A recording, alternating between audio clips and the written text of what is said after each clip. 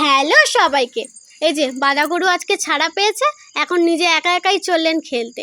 আর ওর এত বড় জায়গা আছে, ও সেটা দেখতে পায় না। ও দেখে দেখেই পাথরের উপরেই উঠছে। কোনো দরকার আছে পাথরের উপরে ওঠার?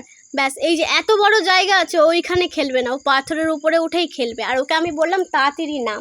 ব্যাস, ও নামতে নামতে যে কতবার পড়লো, এই যে নামছে, এই এখন ধপাস করে পড়লো। আবার দেখো নামতে নামতে আবার পড়লো, আবার নিচে এসে আবার পড়বে। ধপাস করে শুধু পড়ছে, আবার এখানে আস্তে আস্তে আবার পড়লো। ও শুকনো জায়গায় আছাড় খায়, ব্যাস লাগুক আমার, আমি ঠিক ঝেড়ে ঝুড়ে উঠে যাবো। আর ওর কি পড়ে গেলেও ঝেড়ে ঝুড়ে উঠে যায়, কোথায় লাগলো না লাগলো সেটা দেখার দরকার নেই। আর এই যে এগুলো কিন্তু ধুলো না, হ্যাঁ, এগুলো হচ্ছে বালি। আমাদের ওখানে যেরকম লাল বালি পাওয়া যায়, এখানে না সাদা বালি পাওয়া যায়। এই বালি দিয়েই সমস্ত রকমের কাজ হয়। আর এই যে এখানে পোষালো না, এখন চলে গেল ওইখানে খেলতে, ব্যাস নোংরা ঘাটা শুরু।